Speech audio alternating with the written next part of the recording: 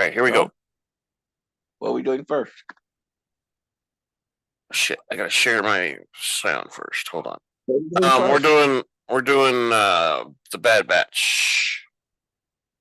Metamorphosis. Man, I didn't. Okay, fine. I'll just watch it now. It's all right. Remember, I go through the whole thing, so you can hear the whole thing anyway. Well, you go complain about the noise in the background because I ain't tearing my surround sound off. Okay, here we go. Welcome to the Rebel Alliance Briefing Room Podcast. We are here to podcast about anything and everything Star Wars with you. Please visit our website where you can play current and past episodes.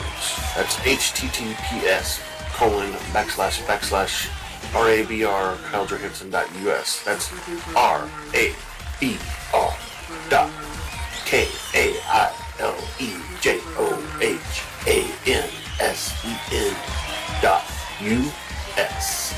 On the left-hand side is a navigation menu. You can use this to learn how to load the Rebel Alliance Briefing Room podcast on your Android or Apple phone and tablet. And we have direct links to our podcast on Apple and Google Podcasts. Please participate by connecting to our social media, answering questions of the week, or submitting feedback directly from the site. Again, all of these are available at the Rebel Alliance Briefing Room website at RABR.KyleJohansson.us. And now, it's time to talk Star Wars. I am Kyle John Johansson, and this is Andrew Scott Sutton. Say hello. Hello. We are here. No Rick today because Rick's got his family visiting him, he said. All right, so today we're reviewing Star Wars: The Bad Batch. He's going to put his family off for 2 hours like I do. Yeah, exactly. That's what I send the wife to nappies, and I send the son back to. Well, he has a truck, so he don't care. Yeah. So Bad Batch Season 2, Episode 11, Metamorphosis, right, Scott? All right. Yeah. So we've got some news here, and I'm going to ask. These stormtroopers are weird. I don't ever remember them like this. And we got a little bit to talk about them. I've got a little description of what they are and stuff like that here when we start going through the podcast stuff. Because they are clone troopers, so it's important to know that they're clones. That backlighting really, the lighted shield is really distracting. Okay, it is. All right, so we're gonna discuss some news first. And I think we're only going to go through. I've got 8 different things listed here, but they're all just kind of informational. They're not news articles. So I'm just going to go through 2 of them, I think. So we're going to talk about the all-terrain armored transports, or the walkers that we see in the shows. So we're going to talk about those for a couple times. And then we're going to review the show, and then we're going to beg for some feedback and talk about, maybe a question of the week, or predictions and stuff like that at the end. So let's play the spoiler thing.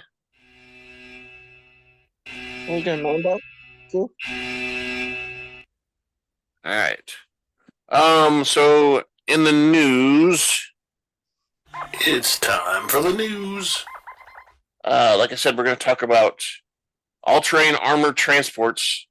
The first one we're going to talk about is during the Galactic Civil War, which is the war that happened basically after the Clone Wars. And these are the big walkers that have 4 legs, huge walkers. And again, they abbreviate them as AT-ATs. I'm sure you see in a lot of places AT-ATs. They were used by the Imperial Army of the Galactic Empire throughout the Imperial era, which has several different models, and they were all made and produced in the Kuat Drive yards, which Kuat is a planetary system There's several planets in that area that produce military weapons and such. So, and they made them there. After the formation of the Galactic Empire by Palpatine, they utilized the all-terrain armored transport because it had heavy laser cannons on top that were, and they designed them so that they were more reinforced from underneath. So they were up in the air and they could attack and have basically the high ground, but right. So they could attack things and things couldn't really attack them because they were heavily armored at the bottom. And that's why you see in some of the movies they attack them from the top because the top isn't very much armor on them. They just trip them. Yeah, or trip them. That's another vulnerability, which is interesting. There's one that we'll talk about later on, not today, but later on, that they put saws on the legs, so if somebody wrapped a rope around them, the saws cut the rope so it wouldn't trip them, which is it's kind of funny, I thought, but Inspector yeah. Well, the saws were always sticking out. It wasn't something that came out or anything, but let's see. The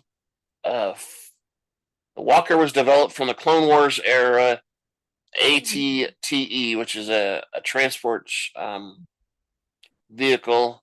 Ground forces, blah blah blah.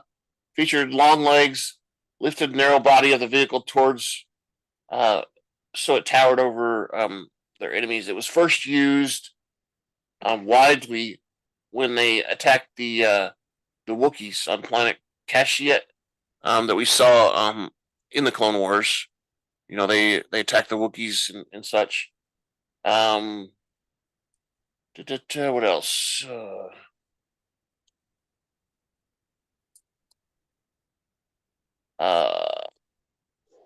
Care about all that.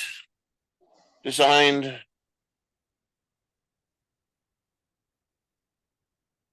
And that's pretty much most of what you got there.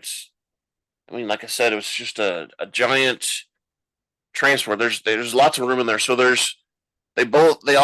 almost all of the transports have two pilots in the front, and then they might have another guy that is maybe a logistics guy that's not logistics, but maybe mapping or looking at radar or something like that kind of guy. And then there's a huge amount of room in the back for storage to transport things or people, of course. They used them a lot of times as weapons and such. And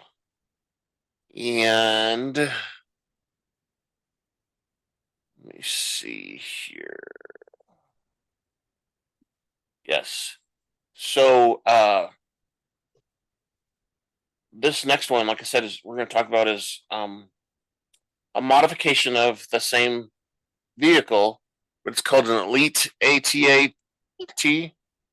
And that's the one I told you about that has the saws on the legs. It's got heavier armor. It's a darker color. Bigger cannons. This elite one was piloted by an elite crew who were amongst the best pilots in the Galactic Army. The vehicle had built-in saws on the legs, making it nearly impossible to take down with a cable. And these appeared rarely. These were not very many of them made. It actually says here that they only appeared once in a video game called Star Wars Commander, which is interesting because that's the first time these clones that you're seeing in there, they're called commandos. We're seeing too is in the same show. So that's kind of what I wanted to talk about. You got any questions about those things, Scott? The walkers. So could they fly, or were they on ships that landed and walk off ships? Well, Yeah, they were on ship. I never seen one delivered to They the were on.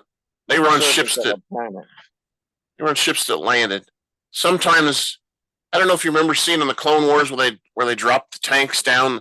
They would be attached to the bottom of something. Okay. And then when they get low enough, they just kind of let it go, and it would land on the ground. There was that, or there was transports that they would be inside and they would walk out, kind of thing. Mhm. But they never fly. They don't have any propulsion except for by the legs. Okay. Yeah, and it shows here. And I don't remember this, but uh, in Rebels there was a what they call a Godzanti class cruiser deploying these ATATAs. So like they're at the top of the ATA, they're attached to this kind of cruiser that's dropping them down on the ground, kind of thing. It's Oh, okay. it's an interesting thing. So I could never picture, remember them, like delivering to the surface or. yeah, I I'd had show some you deployment. a picture here. It's not very clear, but it might help. Let's see. No, I'm Share. forgettable. So.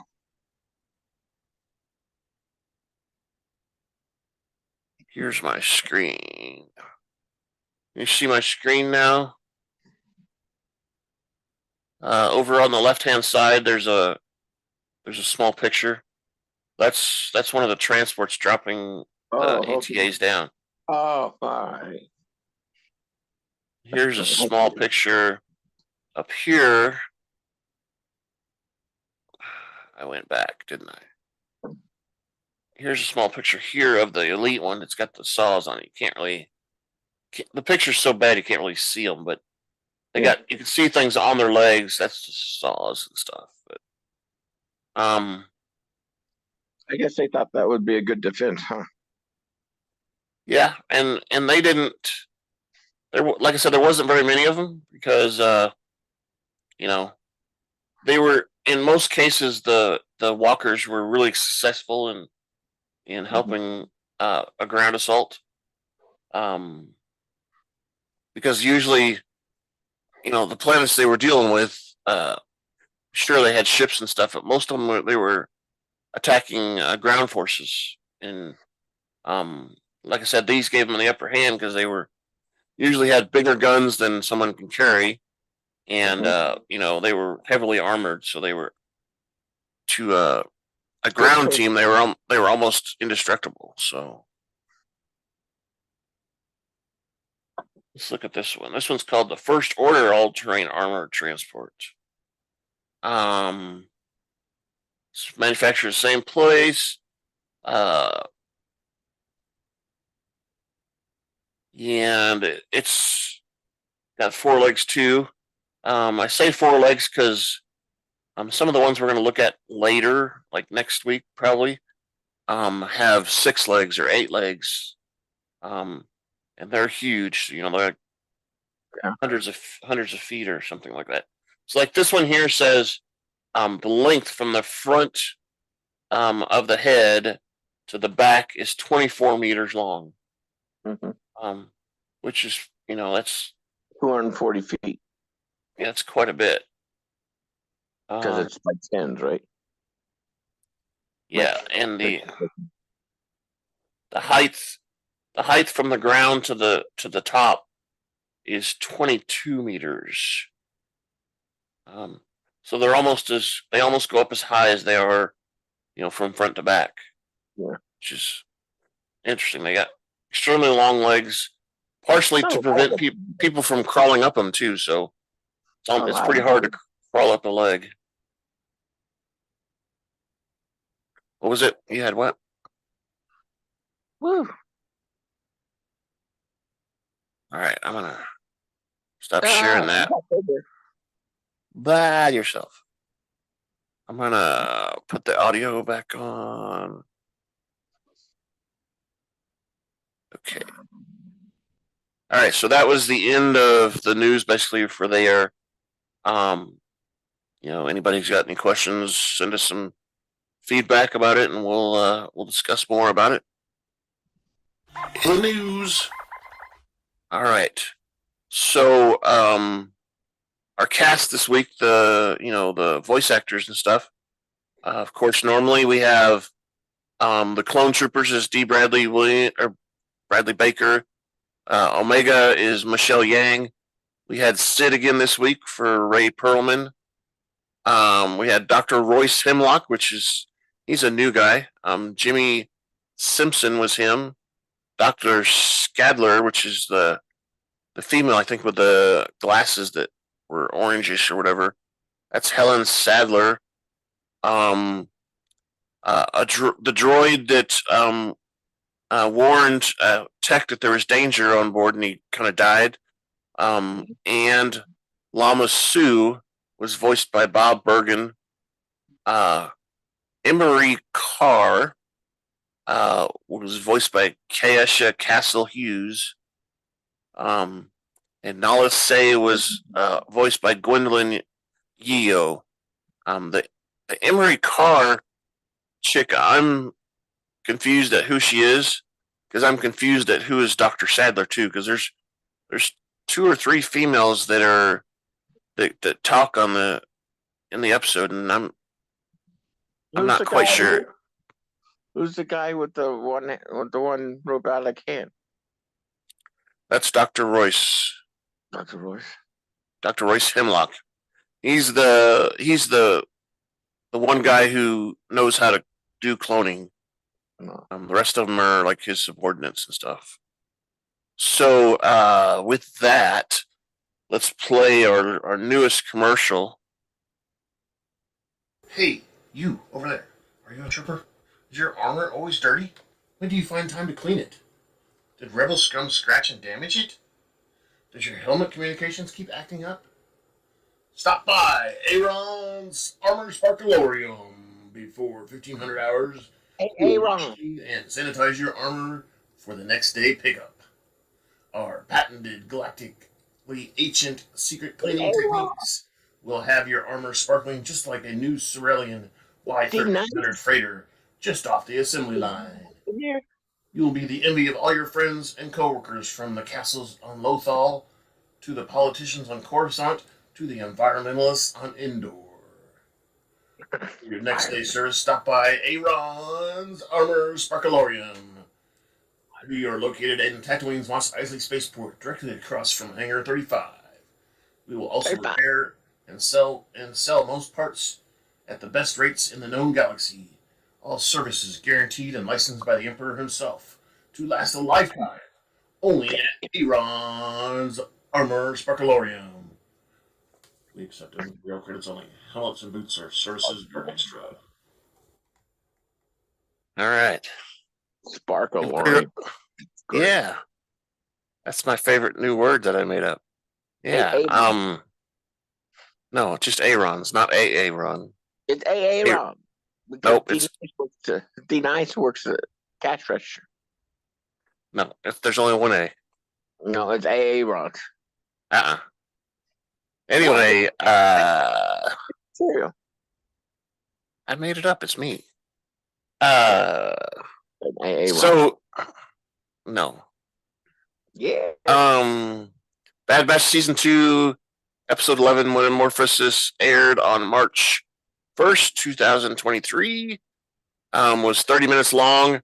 And again, timeline was 19 before the Battle of Yavin. And I wanted to kind of, we'll touch on this again in the next episode, but I wanted to kind of show again what our timeline looks like. Right here. Timeline.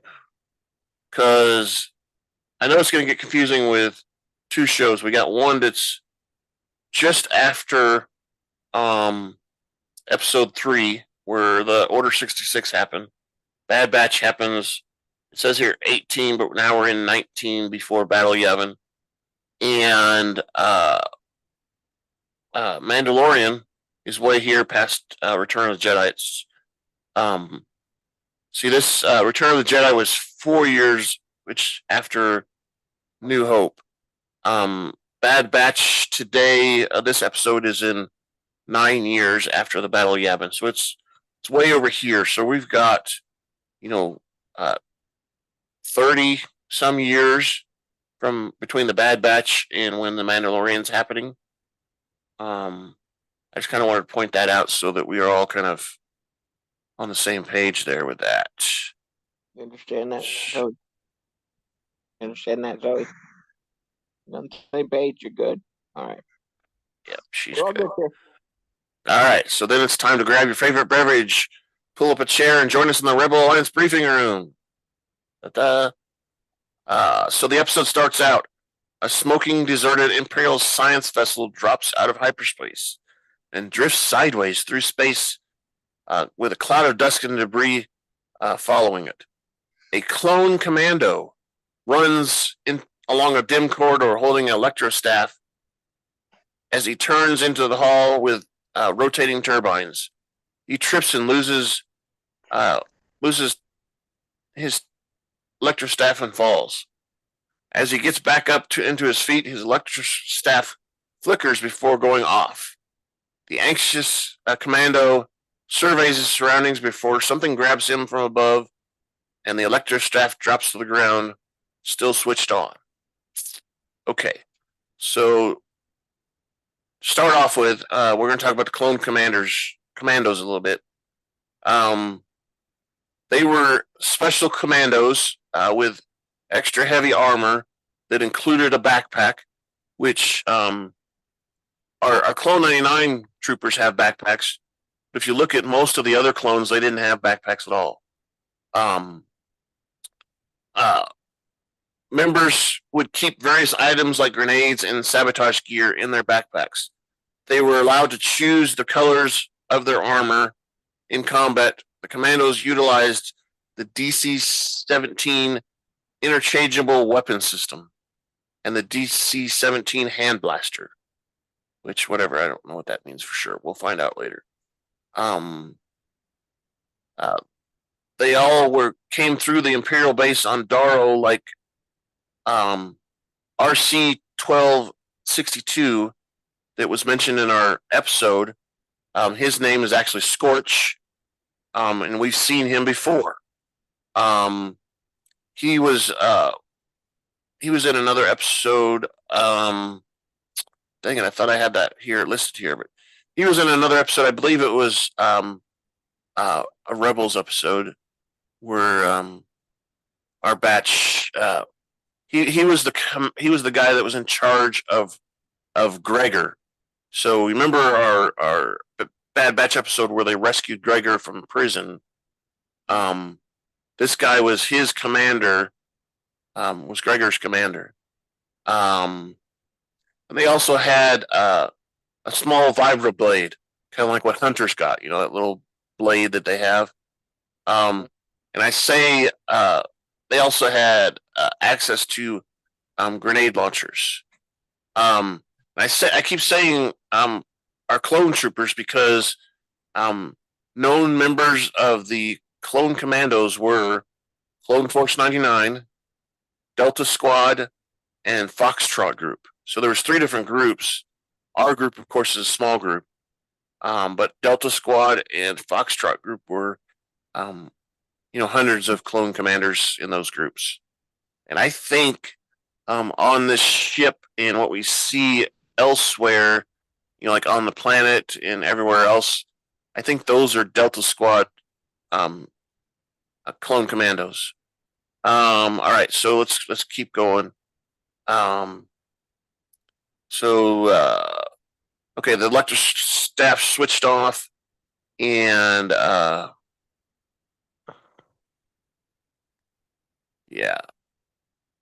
then we switched to several Row-class shuttles escorting an Imperial transport shuttle towards the Imperial base on Wayland.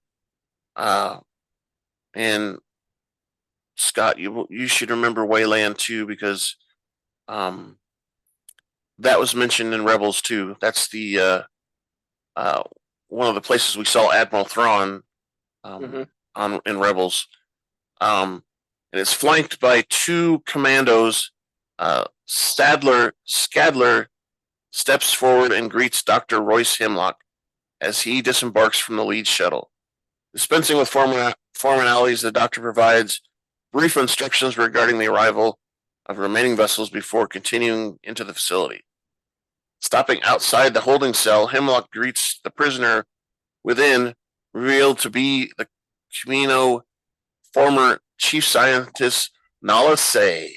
Dun, dun, dun. Attempting to persuade her of cooperation, Hemlock praises the scientist's achievements before convincing her that her talents could serve a higher purpose within the Empire.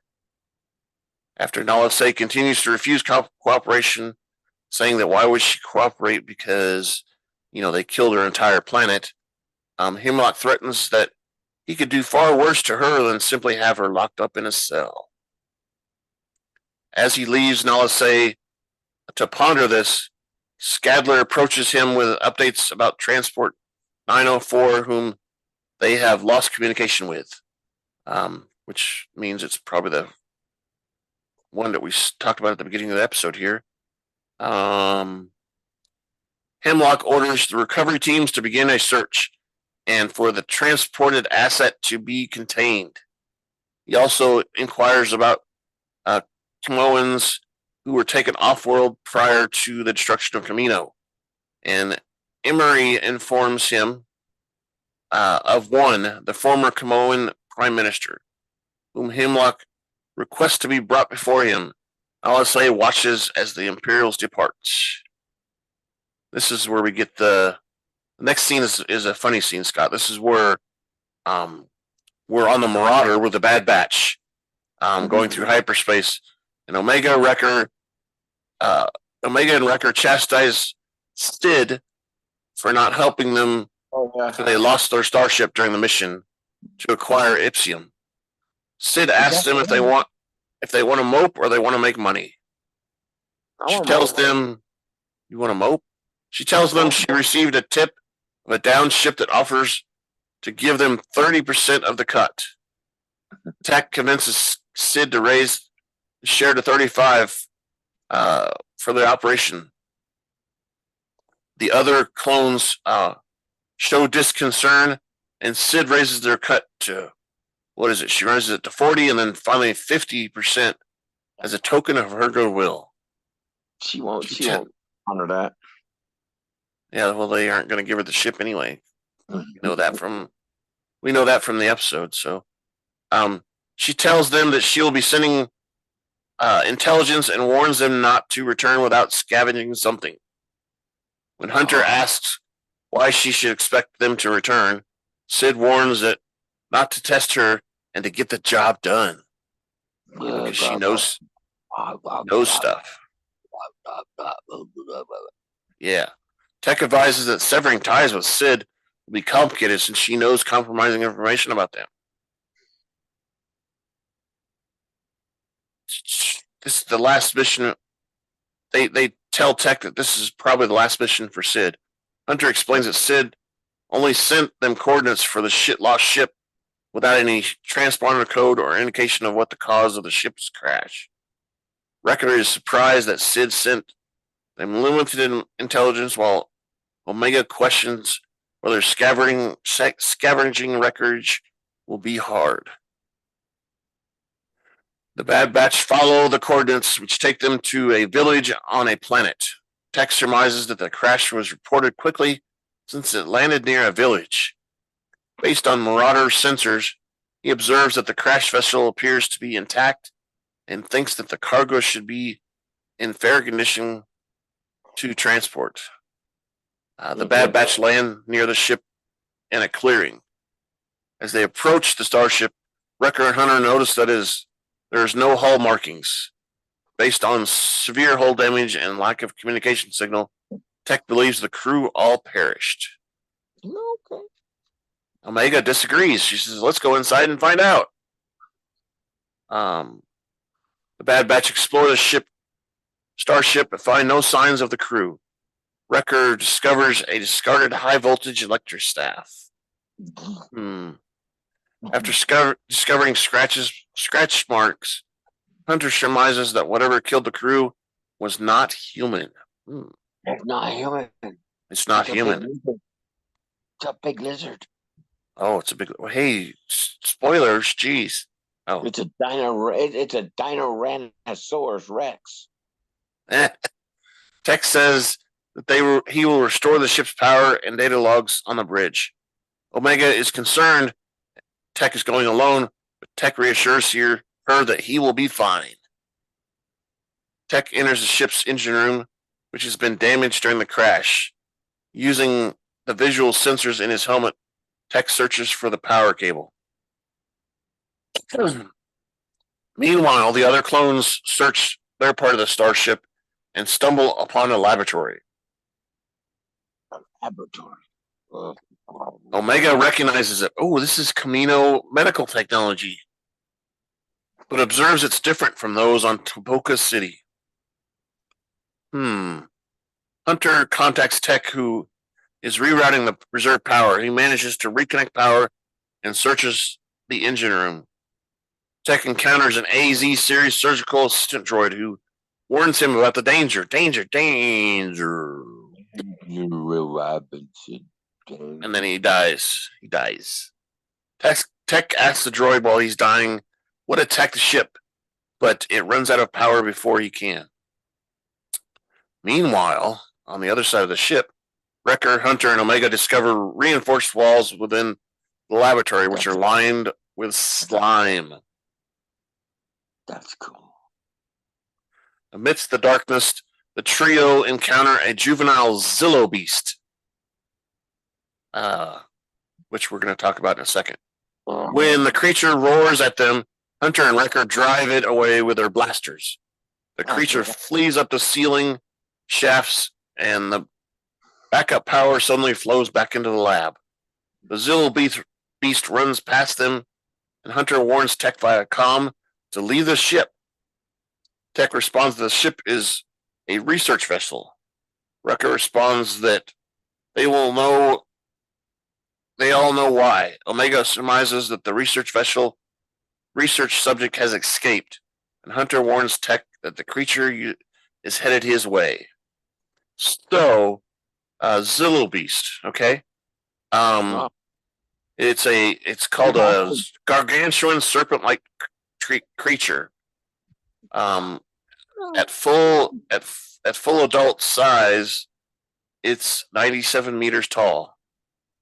The Zillo Beast towered over all species on its native planet, Malastar, and was considered the top of its food chain until its presumed extinction. Its tail contained 8 sharp spikes, and the beast itself uniquely possessed a third arm protruding from its back. Juvenile Zillo Beast lacked the third arm, which only started developing after the beast grew in size. Zillo Beast had 2 glowing green eyes, and they were able to see in total darkness. Also had powerful claws and jaws that could bite through metal, and possessed a lengthy whip-like tail, like I said, covered with spikes.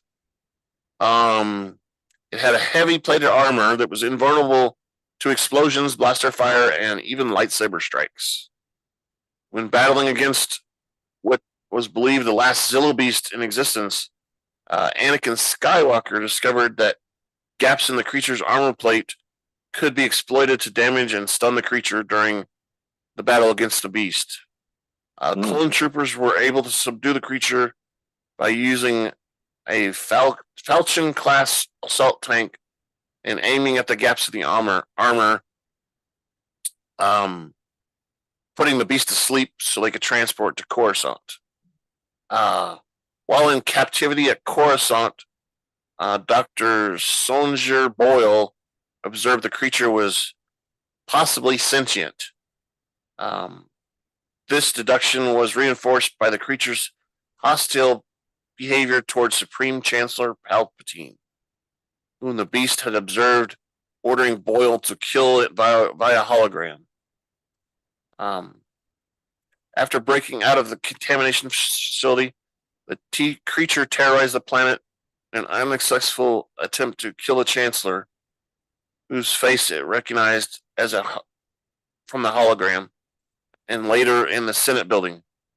It was later killed by poison gas fired by Republic gunships climbing while it was climbing the Senate building. But Palpatine ordered Boyle to clone the creature. Then here's a little bit of information more about it. Zillo Beast fed on electricity or energy with an electronic proton bomb was able to wake this beast that they fired the gas on. Zillo Beast could consume numerous sources of electricity, including types found on starship power conduits and planet power grids upon direct contact and so on. And if you remember, during this time, I talked about how Anakin Skywalker helped defeat the Zillo Beast. The Bad Batch was there at that time. This happened in I think it happened. We saw a Zillo Beast also on a different planet. I believe it was in season 2 of Rebels. And I think that's the first time we were actually introduced to the Bad Batch in Rebels, was during that episode. So we've seen the Zillo Beast before. That's what I'm trying to say. Was that the episode that Order 66 happened? No, this is before that.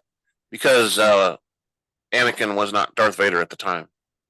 So this is before that. But that's what we saw the Bad Batch for the first time at that time, and they were, were just regular troopers that followed orders. All right, so back to the episode. The tech shoots at the power generators, and the ship explodes outward, and we see the Beast escape.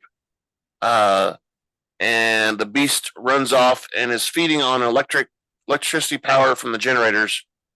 Hole through the hull, the Zillo Beast escapes the wrecked vessel into the forest towards the nearby village. Hunter says they have to stop the creature before it harms civilians. Wrecker says that the blasters are useless against the creature.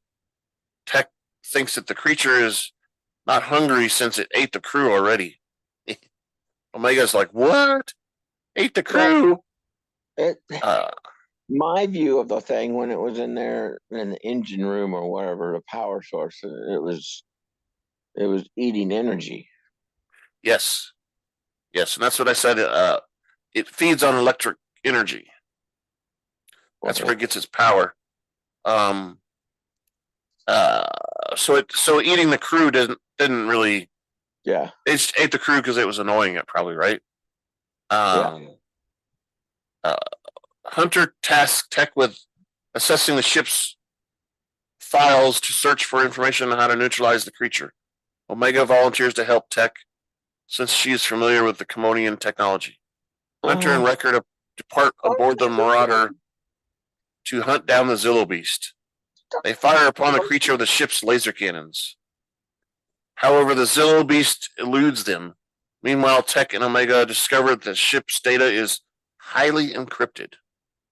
Omega finds information and technology about extracting genetic data from its host. Omega tells Tech that she heard rumors about Cambodians experiments happening off-world.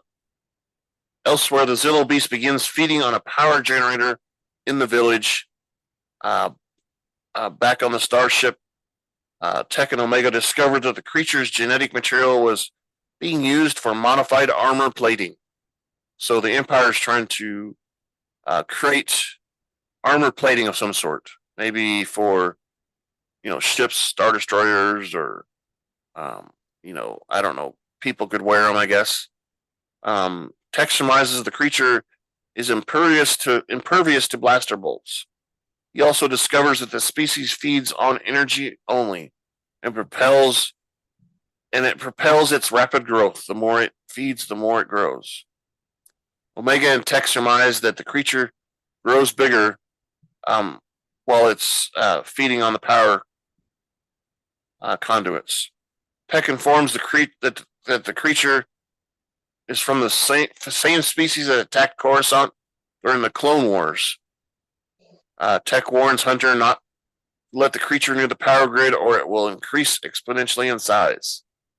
Hunter and Wrecker reach the power grid where they discover the Zillo Beast has reached gargantuan size.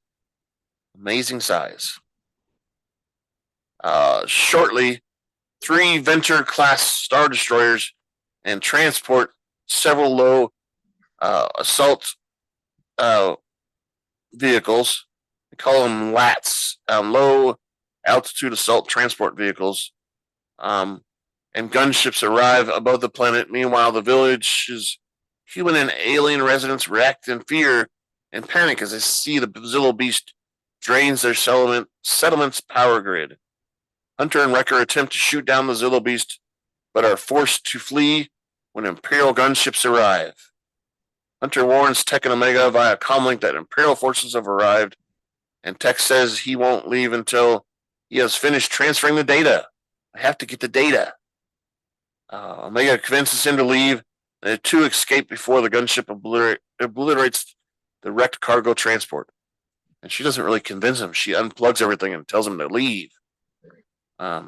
So the Imperial LAT gunships battle with the Zillo Beast. They are joined by transports and which fire a sonic boom.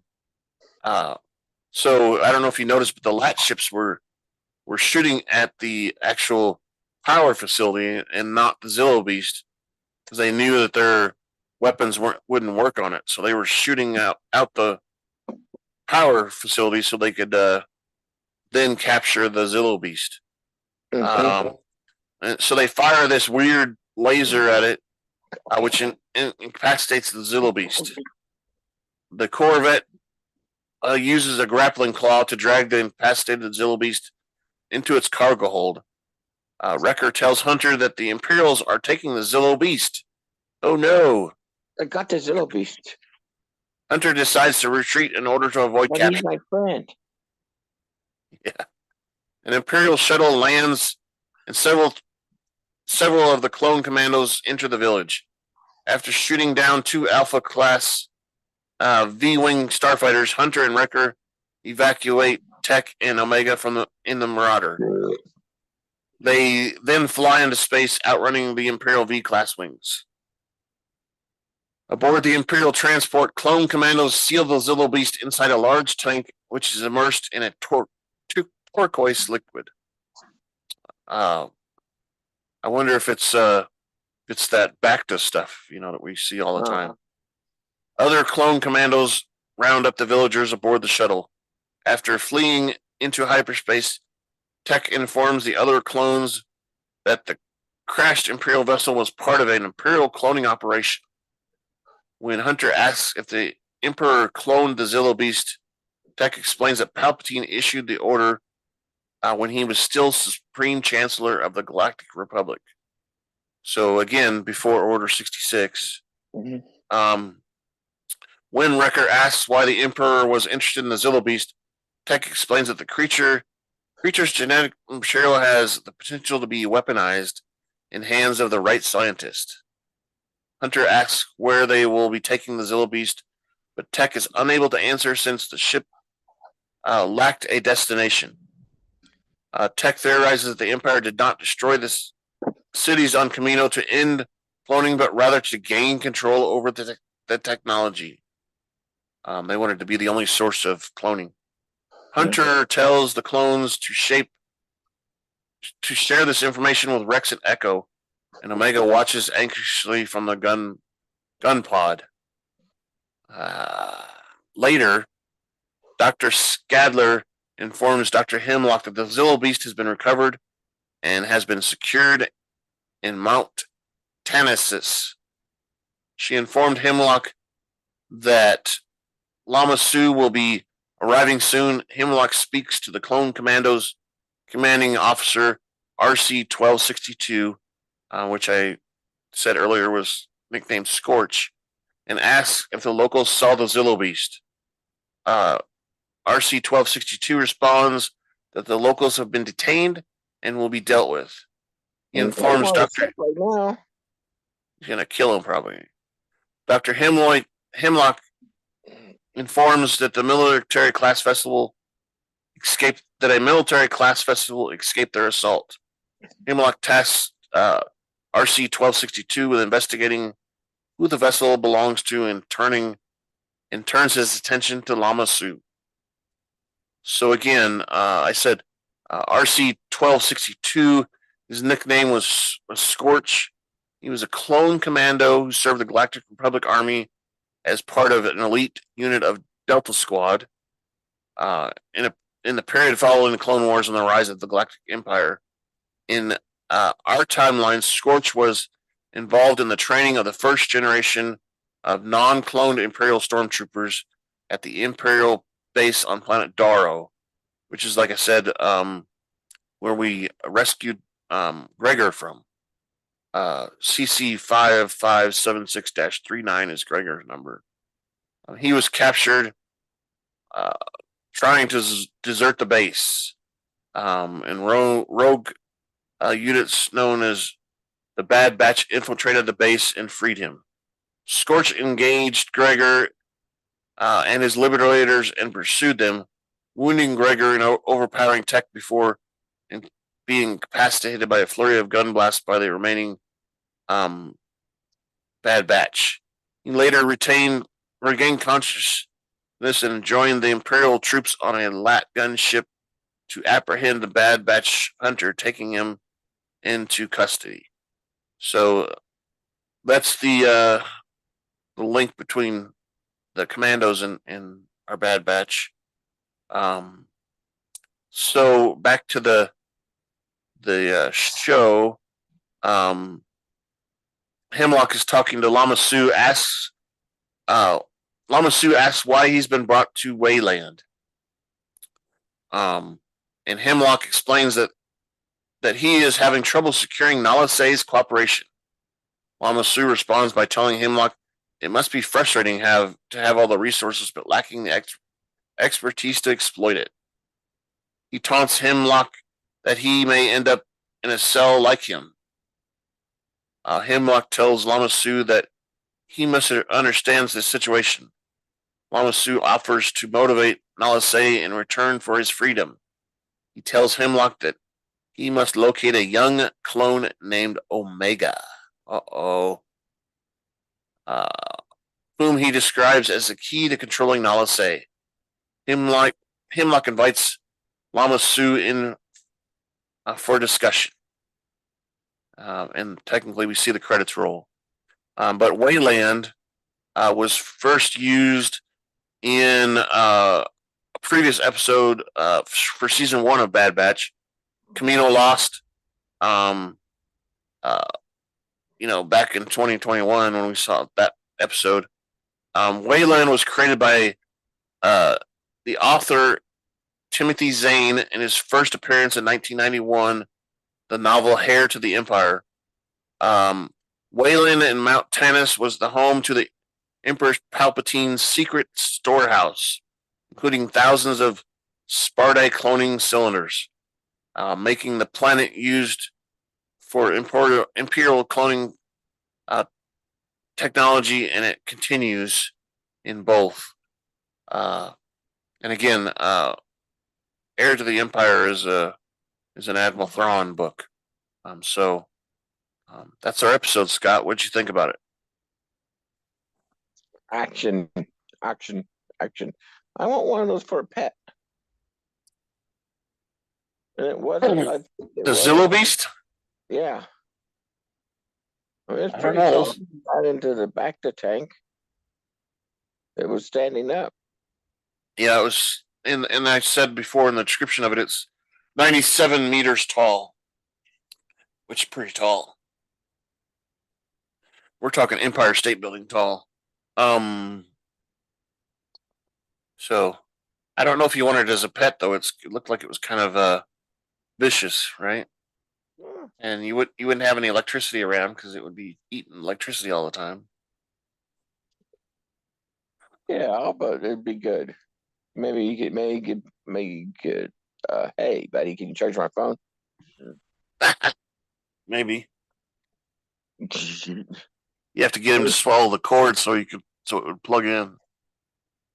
No, you just go by its shell, by its hard skin, and say, "Hey, activate this part of your shell." Okay, thank you. Yeah, thank you. Maybe.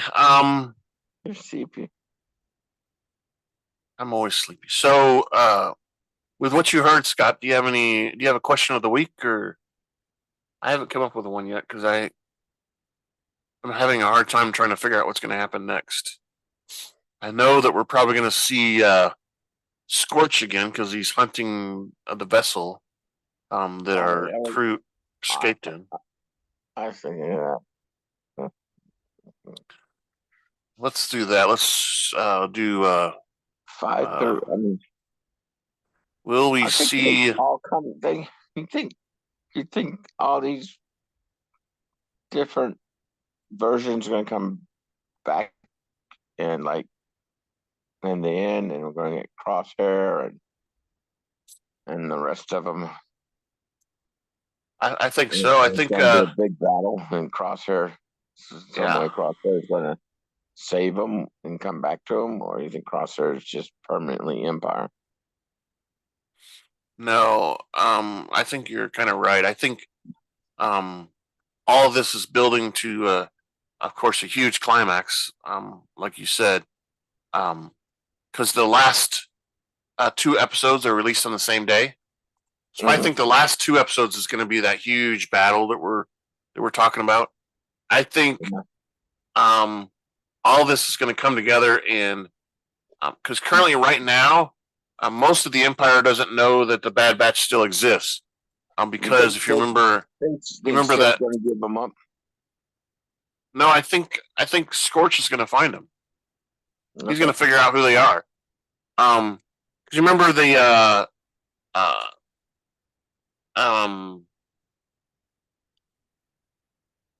who was it? Admiral Rampart. That's who it was. Basically was hiding the fact that they still existed because it would look bad against him. Yeah. So he and a few people are the only ones that know the Bad Batch are still alive. And I think this episode here is going to expose them, and they're going to figure out they're still alive. And we're building up to a big battle. Because let's see here. We're on episode 11. This was episode 11. And we have, I think, 14 episodes. Let's see. Let me look it up here while we're on the. I thought it was like 16.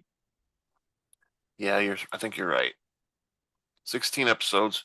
So we're on 11, so that means we have 5 left, right? Mm-hmm. So we've kind of done this on all the recent episodes. I'm going to read off the new the episode title, since we know them and we've known them from the beginning. So our current title is Metamorphosis. The next one's called The Outpost, as in The Outpost, which, they could meet somewhere or whatever. And the next one's called Pabu, which I don't know if that's somebody's name or a planet or something. And then episode 14 is called Tipping Point, which sounds like where everything is starting to boil together. And then the last two are called The Summit and Plan 99. The Plan 99 sounds like something major, like a plan to destroy the Bad Batch or something like that, or maybe the Bad Batch has their own plan. I don't know. What'd you think about that? Yep, but the Plan 99 could be the big thing, Yep. It's at 66. All right, so we're gonna ask for some feedback now. Ask for some feedback now. Feedback at KyleJohansson.us. That's feedback, KyleJohansen.us.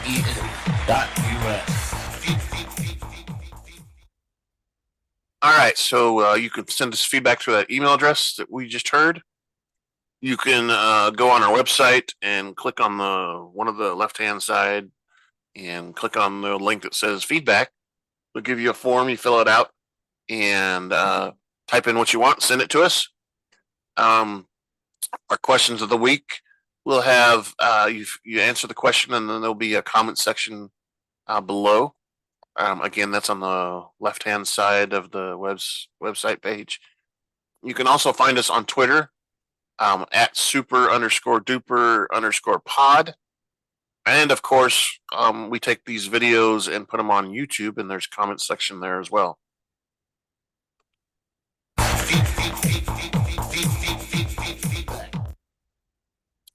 So please send us feedback so we can, change stuff or find out if we're wrong, or like Scott said, maybe Rick's beard looks better because that's why he shaved. We don't know, because I don't know. Last week Scott was combing his long old beard. Now it's gone. What happened? So tell us all that good stuff, right, Scott? Mm-hmm. What happened? What happened to the beard, man? It fell out along with my hair. What? Stop doing that. Stop doing what? Pulling your hair out. I didn't pull it out. You're not listening. I was listening. I'm just saying, stop doing that. Stop it. All right. So, is there anything else you want to talk about this episode, Scott? Negatory. Do you need a few minutes to get up and run around a little bit and No. do some jumping jacks? All right. Here goes the outro. Thank you for listening to the Rebel Alliance Briefing Room podcast. Please visit our website where you can play current and past episodes. That's https://RABR KyleJohansson.us. That's RABR KyleJohansson.us. On the left-hand side is a navigation menu. You can use this to learn how to load the Rebel Alliance Briefing Room podcast on your Android or Apple phone and tablet. And we have direct links to our podcast on Apple and Google Podcasts. Please participate by connecting to our social media, answering questions of the week, or submitting feedback directly from the site.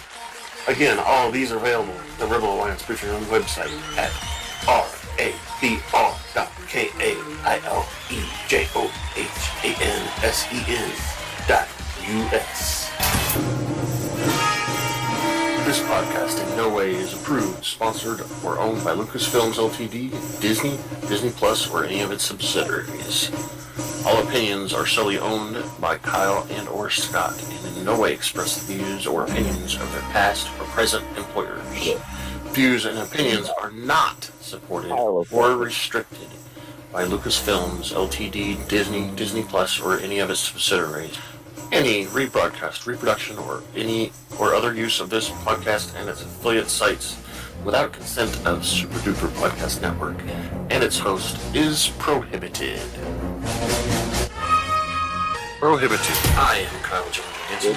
This is Andrew Scott Sutton. Say goodbye now. Say goodbye. Hello, bye. Hello, goodbye. Oh, no, it's a goodbye. Goodbye. All right. Goodbye. Let's pause this.